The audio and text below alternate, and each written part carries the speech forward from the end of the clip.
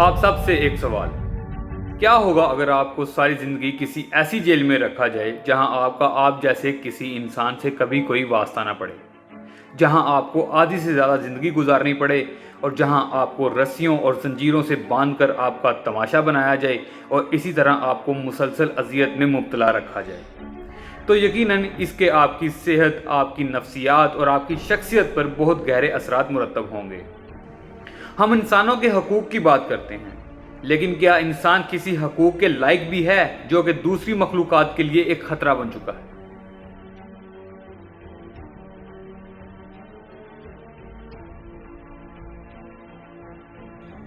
یہ ہے کاوان،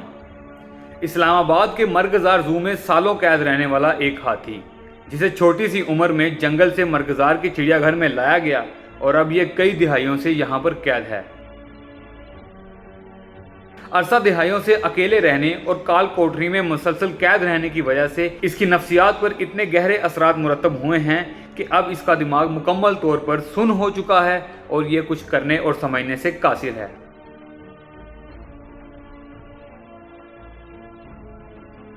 بے زبان مخلوق پر ایک عرصہ تک ظلم اور تشدد کیا گیا، اسے زنجیروں سے باندھ کر بھوکا پیاسا رکھا گیا اور اسے ٹرین کرنے کی غرض سے سخت ٹارچر اور تکلیفیں دی گئیں، جن میں جسمانی اذیت بھی شامل ہے۔ دل دکھانے والی خبر یہ ہے کہ یہ اب اپنا دماغی توازن مکمل طور پر کھو چکا ہے اور دہائیوں کے ظلم نے اسے کمزور اور بیمار بھی کر دیا ہے۔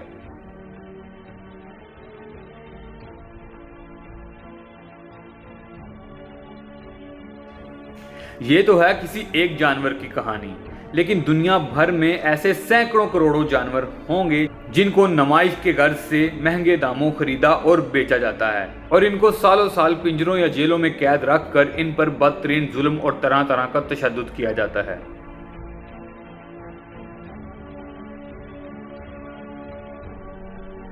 ایک سروے کے مطابق پتہ چلا ہے کہ 2018 سے 2019 تک بہت سے ایسے جانور صرف اسی لیے مارے گئے کیونکہ ان کو ضروری نگہداشت میں نہیں رکھا گیا، اور موسمی تبدیلیوں کی وجہ سے جب ان جانوروں کو مطلوبہ درجہ حرارت میں نہیں رکھا گیا تب ان جانوروں کی اموات میں اضافہ نظر آیا۔ جانوروں پر یہ ظلم صدیوں سے کیا جا رہا ہے۔ کبھی ان جنگلی جانوروں کو نمائش کے لیے پالا جاتا ہے تو کبھی سرکس میں ان کا تماشا بنایا جاتا ہے، کبھی ان کو مار کر ان کے دانتوں کو مہنگے داموں بیچا جاتا ہے تو کبھی ان کو زندہ دہکتی ہوئی آگ اور ابلتے ہوئے تیل میں جلا کر تڑپایا جاتا ہے۔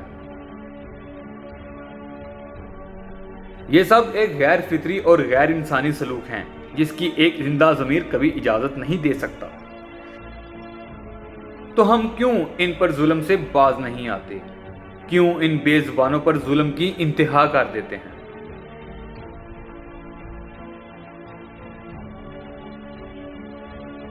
کیا یہ ظلم نہیں کہ ہم کسی مخلوق کو مسلسل اس حال میں رکھیں کہ وہ جب اس دنیا سے جائے تو وہ دماغی مریض بن چکا ہو؟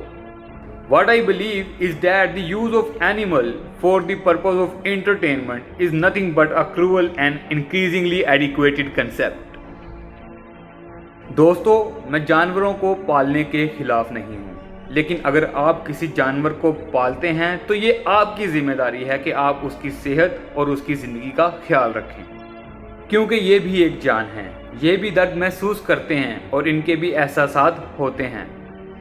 دوستو، اگر کسی قوم کی عظمت کا اندازہ اس بات سے لگایا جاتا کہ وہ اپنے جانوروں کے ساتھ کیسا سلوک کرتے ہیں تو افسوس کے ساتھ مجھے کہنا پڑے گا کہ ہم اس میدان میں بہت پیچھے رہ گئے ہیں۔